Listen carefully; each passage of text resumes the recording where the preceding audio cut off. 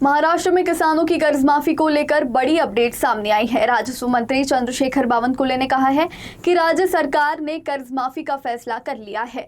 उन्होंने भरोसा दिलाया कि अगले 15 दिन से 1 महीने के भीतर सभी लाभार्थियों की सूचियां जारी की जाएगी और कर्ज माफी का निर्णय चरणबद्ध तरीके से लागू किया जाएगा। मामलेदार कोर्ट ॲक्टमध्ये आणि कायद्यामध्ये काही सुधारणा करायचा विचार होता। शेतकरी शेतरस्ते आणि वहिवाटीचे रस्ते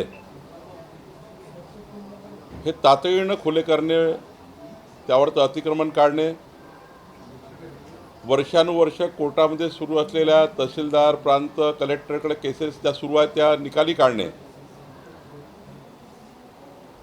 आणि तातडीने राज्यातल्या संपूर्ण शेतकऱ्यांना शेतरस्ता मिळणे याकरता मामलेदार नियमामध्ये आम्ही सुधारणा केली आहे।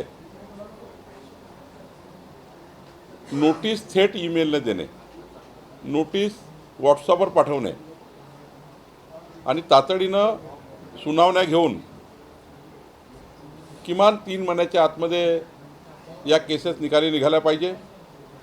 शेत रस्त्याची केस 3 महिन्याच्या वर चालू नये असा विचार सरकार करत आहे।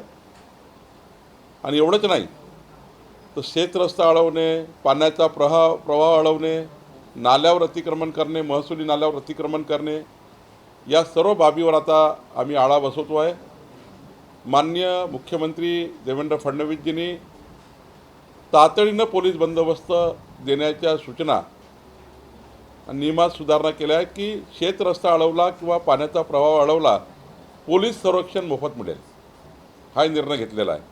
आणि त्यामुळे एक मोठा जो आमचा राज्यातल्या शेतकऱ्यांचा शेतरस्त्यांचा वहिवाटीच्या रस्त्यांचा जो मूळ प्रश्न आज राज्यामध्ये आहे तो आम्ही पुढच्या 5 वर्षामध्ये या राज्याला संपूर्ण शेतकऱ्याला शेतरस्ते मिळावे ही भावना यामागची आहे। राहुल गांधी यांच्या आंदोलनाला